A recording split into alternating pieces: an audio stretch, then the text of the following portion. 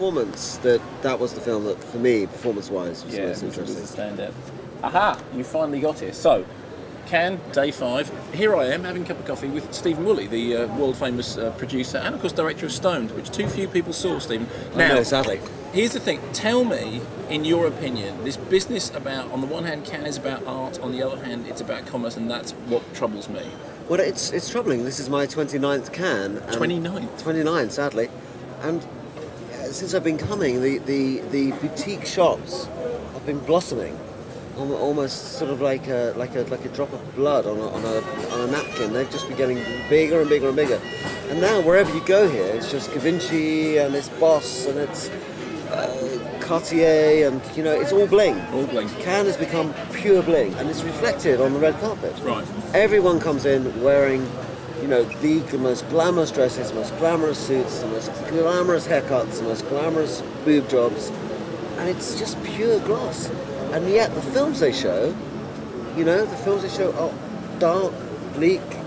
The more Mike Leigh, the more Ken Loach you can get, the more likely you're going to get a prize. Yeah. How does this work? No, exactly. How does it fit that everybody from Ken Loach to Mike Leigh to Stephen Frears has to dress as if they're going to the biggest banquet in the world, having made movies that are about the oppressed, terrible, downtrodden poor of the world. Yeah. I mean, the film I saw, the Aronofsky film I saw, which is with Javier Bardem, who will probably win the prize for Best Actor. I think he will. The film itself is very flawed. It's dark. It's a film that starts with a diagnosis of terminal cancer and goes downhill from there. Yes, and before they've even told him he's got cancer, that he's got cancer. Because the doctor says, how come you didn't come to see me months ago? And for all of us of a certain age, we all know what that means. Yeah. And it's just ridiculous that all these people that come to that screening, are dressed. I hate to use the term, but there is a lot of mutton in Cannes, dressed as lamb, and it's a bit scary, and you just wonder how long it's going to go on, how much darker the film's going to get, and how much glossier and commercial the festival's going to get. Now, you said you've been here 29 years, and I take my hat off to you for that kind of service. What's your best and worst Cannes moment? Do best first. What's the best thing that's happened to you? You've done lots of deals here. I've done lots of deals here. I mean, signing The Kiss of the Spider Woman was an amazing night in Cannes, 4 a.m. Swimming on the same night, swimming with Bill Hurt in the sea at 6 a.m. was really incredible. But I suppose really it was Bob Hoskins winning for Mona Lisa. Being in the cinema, everybody had left. No one believed Bob would win, and I made Neil Jordan stay and said, "Look, I think Bob's going to win." Yeah. And everyone packed up their bags. They all left, and they announced on the Sunday morning that Bob had won Best Actor. And Bob was in his garden doing his roses, and they had to send a flight for him. And throughout the whole award ceremony, they just kept monitoring Bob. They called him Le Bob. Le Bob. Le Bob has landed at Nice Airport. And then, 10 minutes later, Le Bob is on the Croisette. And then by the time he arrived, the entire place went crazy.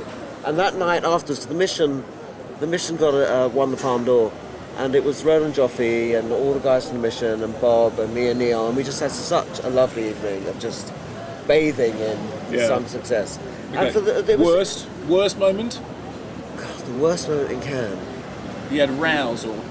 Well, I think probably the worst one was my ex-partner was Nick Powell at Palace, and Nick and I would come here regularly with lots of Palace people, and he had an epileptic fit just outside the Majestic. He had epilepsy, and I was with Harvey Weinstein, and we were walking out, and Nick was just suddenly had a fit, and it was horrible.